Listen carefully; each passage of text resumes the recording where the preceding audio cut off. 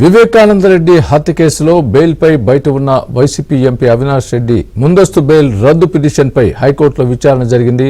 అప్రూవర్గా మారిన దస్తగిరి బెయిల్ రద్దు చేయాలని కోరే అధికారం లేదని అవినాష్ తరపున న్యాయవాది వాదించారు. నెల రోజుల క్రితమే ఎన్ఐఏ కేసులో అప్రూవర్ వేసిన పిటిషన్ను డివిజన్ బెంచ్ అనుమతించిందని హైకోర్టు తెలిపింది. అప్రూవర్కి అడిగే హక్కు ఉందని డివిజన్ బెంచ్ జడ్జిమెంట్ స్పష్టంగా ఉందని న్యాయస్థానం వెల్లడించింది. అప్రూవర్ దస్తగిరి పిటిషన్ను తిరస్కరించలేమని ధర్మాసనం స్పష్టం చేసింది. తదుపరి విచారణను ఏప్రిల్ 4వ తేదీకి వాయిదా వేసింది. అలాగే భాస్కర్ రెడ్డి, ఉదయ్ కుమార్ రెడ్డి బెయిల్ పిటిషన్పై సిబిఐ కౌంటర్ దాఖలు చేసింది. వారిద్దరి బెయిల్ పిటిషన్పై విచారణ చేసేందుకు ఏప్రిల్ 3వ తేదీకి వాయిదా వేసింది ధర్మాసనం.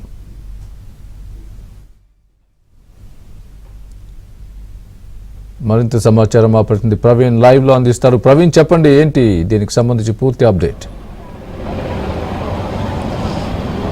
ఎంపీ అవినాష్ రెడ్డి ముందస్తు బెయిల్ రద్దు చేయాలని కోరుతూ ఇప్పటికే అప్రూవర్గా మారినటువంటి దస్తగిరి వేసినటువంటి పిటిషన్కి సంబంధించి ఈరోజు తెలంగాణ హైకోర్టులో విచారణ కొనసాగింది.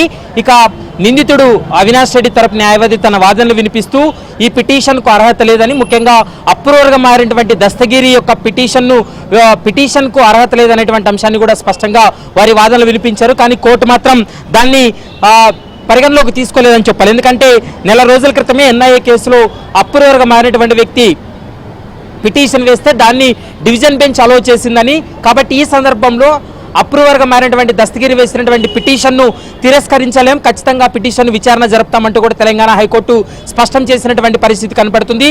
దీంతో సిబిఐకు మరోవైపు సునీతకు కూడా కౌంటర్ దాఖలు చేయాలని కూడా ఆదేశాలు ఇచ్చింది. సిబిఐ కౌంటర్ దాఖలు చేసిన తర్వాత ఆర్గ్యుమెంట్ జరిగేటువంటి మధ్యలో ఏదో ఒక రోజు సునీత తరపు న్యాయవాది కూడా తమ కౌంటర్ దాఖలు చేస్తామంటూ కూడా ఆమె కోర్టు దృష్టి కూడా తీసుకొచ్చింది. తదుపరి విచారణ ఏప్రిల్ 4కు వాయిదా వేసింది.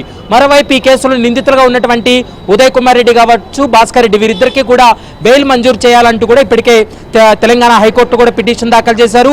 అదే కోర్టులోనే ఈ బెయిల్ పిటిషన్లకు సంబంధించి కూడా విచారణ జరిగింది. దీంతో బెయిల్ ఇవ్వద్దంటూ కూడా ఇప్పటికే తెలంగాణ హైకోర్టులో సిబిఐ అధికారులు ఒక కౌంటర్ దాఖలు చేయడం జరిగింది. కౌంటర్ పైన ఈ నెల 3వ తారీఖున వాదనలు వినిపిస్తామంటూ కూడా నిందితుల తరపు న్యాయవాది చెప్పడంతో తదుపరి విచారణ వచ్చే నెల 3వ తారీఖు వాయిదా వేయడం జరిగింది. 4వ తారీఖేమో అవినాష్ రెడ్డి ముందస్తు బెయిల్ రద్దు పిటిషన్కు సంబంధించి వాదనలు జరుగుతాయి. మరోవైపు ఉదయ్ కుమార్ రెడ్డి, మరోవైపు భాస్కర్ రెడ్డి ఇద్దరు నిందితుల యొక్క బెయిల్ పిటిషన్కు సంబంధించి కూడా 3వ తారీఖున వాదనలు కొనసాగేటువంటి అవకాశం ఉంటుంది. ఈ రెండు పిటిషన్లకు సంబంధించి తెలంగాణ హైకోర్టు ఎలాంటి నిర్ణయం తీసుకోబోతుందనేది మాత్రం చూడాలి. ఎటకేలకు దస్తగిరి వేసినటువంటి పిటిషన్లో తనకు ప్రాణహాని ఉందని ఎంపీ అవినాష్ రెడ్డి బయట ఉంటే తనకు ప్రాణహాని ఉంది, తన కుటుంబ సభ్యులపైన కూడా దాడులు చేస్తున్నారు కాబట్టి ఖచ్చితంగా అవినాష్ రెడ్డి ముందస్తు బెయిల్ రద్దు చేయాలంటూ కూడా తన పిటిషన్లో స్పష్టంగా పేర్కొన్నారు కాబట్టి ఆ పిటిషన్ కూడా అలో చేసింది. తదుపరి విచారణ 4వ తారీఖు వేసింది కాబట్టి 4వ తారీఖున ఇటు సిబిఐ, సునీతారెడ్డి, మరోవైపు దస్తగిరి తరపున జడా శ్రవణ్ కూడా తన వాదనలు కూడా వినిపించేటువంటి అవకాశం ఉంటుంది.